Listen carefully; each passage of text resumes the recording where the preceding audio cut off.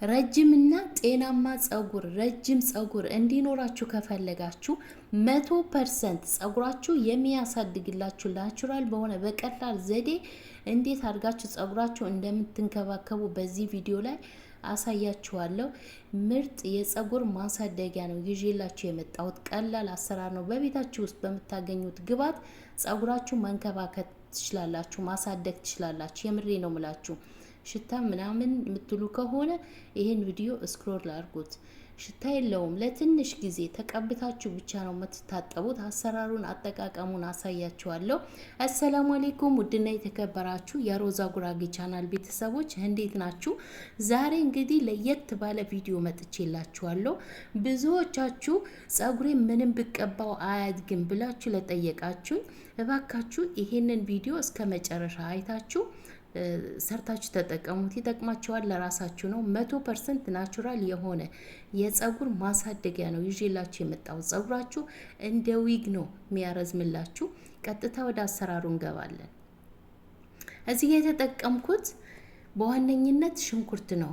2 ሽንኩርት ተጠቅሜያለሁ።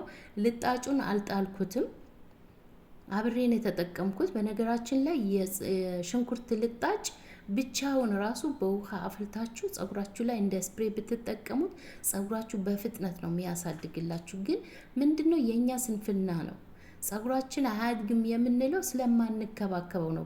ጸጉራችሁ ከተንከባከባችሁት መቼም ማደጉ አይቀርም። እዚህ ጋር 2 ፍሬ ሽንኩርት፣ ቀይ ሽንኩርት ነው የተጠቀምኩት። እስከነ ልጣጩ አጥቤ ልጣጩን አልጣልኩትም፣ እንዳለን የተጠቀምኩት። በቀጣይ አብሽ ነው የተጠቀምኩት። 2 ማንኪያ አብሽ፣ 2 ማንኪያ አብሽ። አብሹን ለብቻ በትንሽ ውሃ በሞቅ ውሃ ዘፍዝፋችሁ አስቀምጡት። ዘፍዝፋችሁ ቢያንስ ለ2 ሰዓት ለ1 ሰዓት ዘፍዝፋችሁ ካስቀመጣችሁ ጥሩ ውጤት ነው የምታገኙበት። 2 ማንኪያ አብሽ ጨምሬያለሁ። በቀጣይ የኮኮናት ዘይት ጨምሬያለሁ። የኮኮናት ዘይት እና የወይራ ዘይት ጨምሬያለሁ። የኮኮናት ዘይት የወይራ ዘይት የሌላችሁ የምግብ ዘይት መጠቀም ትችላላችሁ። ከዚህ በፊት ደጋግሜ ነግሬያችኋለሁ። የበቆሎ ዘይት ተጠቀሙ ጸጉራችሁ። በተለይ እንደዚህ አይነት ውህድ መስራት የማይመቻችሁ ልጆች፣ ማዳም ቤት ያላችሁ የማይመቻችሁ ልጆች የዱራ ዘይት ለምግብ የምንጠቀመው እሱን ገዝታችሁ አስቀምጣችሁ በየቀኑ ጸጉራችሁ ልክ እንደ ቅባት ራሱ መጠቀም ትችላላችሁ። ጸጉር በሚገርም ሁኔታ ያለሰልሳል፣ ጸጉር ያሳድጋል። በተለይ ጸጉራችሁ ከርዳዳ ለሆነ እሱን ዘይት ተጠቀሙ። የበቆሎ ፎቶ አለበት ዘይት ዱራ ይሉታል። እሱን ገዝታችሁ አስቀምጣችሁ መጠቀም ትችላላችሁ። ተቀብታችሁ አቆይታችሁ 2 ሰዓት እንደዚህ አቆይታችሁ በላስቲክ ሸፍናችሁ መታጠብ ትችላላችሁ። ልክ ልትታጠቡ ስትሉ ጸጉራችሁ በባዶ ከምትታጠቡ እሱን ተቀብታችሁ መታጠብ ትችላላችሁ። እኔ ትንሽ ፊቴ ላይ ቆዳዬ ሲነካኝ ሽፍ ይልብኛል፣ ለዛ ነው እንጂ ማልጠቀመው። እናንተ ከተስማማችሁ መጠቀም ትችላላችሁ። እንደዚህ አይነት ውህድ መስራት የማይመቻችሁ ልጆች ሁልጊዜ እኔ በተለያዩ ቪዲዮዎቼ እንግዲህ ጥሩ ነገር ነው ማካፍላችሁ፣ ለኔ የጠቀመኝን ነገር ነው ማካፍላችሁ። እዚህ ጋር እንደምትመለከቱት ሽንኩርቴና የአብሽ የወይራ ዘይትና የኮኮናት ዘይት ነው የጨመርኩት። እነዚህን ግብዓቶች በደንብ አድርጌ እፈጫቸዋለሁ። ይኸው በምታዩ መልኩ በደንብ አድርገን ድቅቅ አድርገን እንፈጨዋለን። የሚገርም ነው። በቃ ይሄንን ውህድ ተጠቅማችሁ ጸጉሬ አያድግም ብትሉ ማንም አያምናችሁም፣ እኔም አላምናችሁም።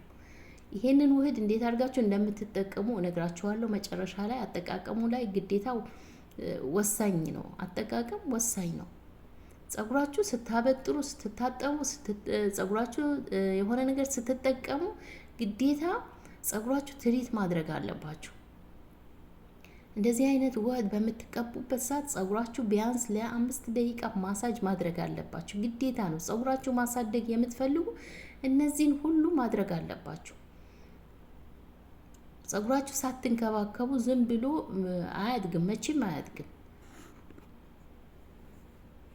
በዚህ መልኩ ውህዴን በደንብ አድርጌ ፈጭቼ አጠለዋለሁ። እንግዲህ እስካሁን የጨመርኩት የወይራ ዘይትና የኮኮናት ዘይት ብቻ ነው። በሱ ብቻ ነው የፈጨሁት። ነግሬያችኋለሁ። አብሹን ዘፍዝፋችሁ አስቀምጡት። ዘፍዝፋችሁ ካስቀምጣችሁት በጣም አሪፍ ነው የሚሆንላችሁ።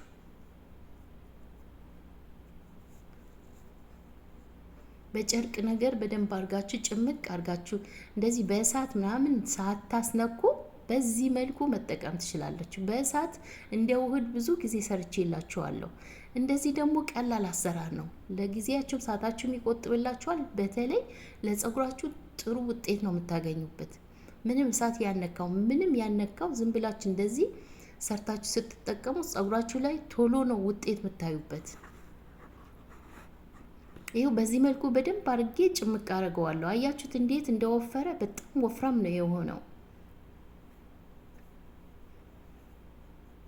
ከዚህ በፊት በውህድ መልኩ ሰርቼላችሁ ብዙ ልጆች ወዳችሁታል። ብዙዎቻችሁ እጅሽ ይባረክ ነው ያላችሁ። ይሄንንም ውህድ ሰርታችሁ ተጠቅማችሁ ውጤቱን በኮሜንት አሳውቁኝ። እዚህ ድረስ ደግሞ የተከታተላችሁ እስቲ እጅሽ ይባረክ ብላችሁ ጻፉልኝ። የምሬ ነው ሙላችሁ። እንደዚህ በቀላል ዘዴ በቤታችሁ ውስጥ አለኩ፣ ግን አታስቡትም፣ አታስታውሱትም። ቢያንስ እኔ አስታውሳችኋለሁ። ምንም ነገር የምትቀቡት ከሌላችሁ እንደዚህ ሰርታችሁ መጠቀም ትችላላችሁ። እንግዲህ የተጠቀምኩት ሽንኩርት፣ አብሽና ዘይት ብቻ ነው የተጠቀምኩት። አያችሁት? በዚህ መልኩ ጭምቅ አድርጌ አያችሁት? ይሄንን ከፈለጋችሁ ዘይት መስራት ትችላላችሁ። ዘይት አድርጋችሁበት በእንፋሎት አድርጋችሁ በዘይት መልኩ መስራት ትችላላችሁ። አለመጣል ትችላላችሁ። እኔ ግን ጥየዋለሁ።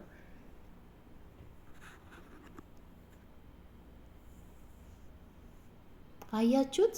እንዴት አባቱ እንደወፈረ እዩት።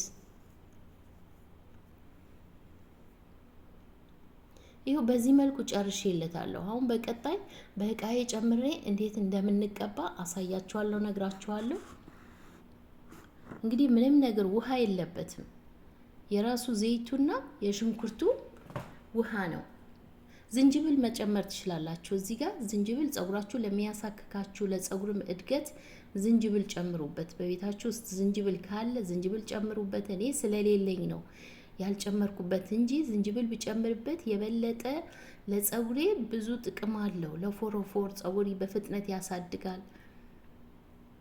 ዝንጅብል እንዳትረሱ፣ ዝንጅብል ጨምሩበት። እስከ መጨረሻ ቪዲዮ ማየት ለዚህ ነው የሚጠቅመው። የሌላ የጎደለውን ነገር መጨረሻ ላይ ስለምናገር ቪዲዮውን እስከ መጨረሻ ተከታተሉ። ታያችሁት? በዚህ መልኩ በመቀባዬን አርጌ ፀጉሬን በደንብ አርጌ ጫፉ ድረስ ከስር ጀምረን ጫፉ ድረስ ፀጉራችሁ እያጠጣችሁ ማሳጅ ታደርጉታላችሁ። ማሳጅ አድርጋችሁ ሸፍናችሁ 1 ሰዓት በቂ ነው። 1 ሰዓት 2 ሰዓት አቆይታችሁ መታጠብ። ከታጠባችሁት በኋላ በእርጥቡ ቅባት እየተቀባችሁ አበጥራችሁ ቁጥርጥር ወይም በ4 እንደዚህ ስሩት። ከዛ በጨርቃችሁ ወይም በፎጣችሁ ሽፍን አድርጋችሁ አስቀምጣችሁ ቀስ እያላችሁ ሲደርቅላችሁ ፀጉራችሁ ማበጠር ነው። የዛሬ ቪዲዮ ይህንን ይመስል ነበር። ስለተከታተላችሁኝ አመሰግናለሁ። ቪዲዮውን ላይክ አድርጉት።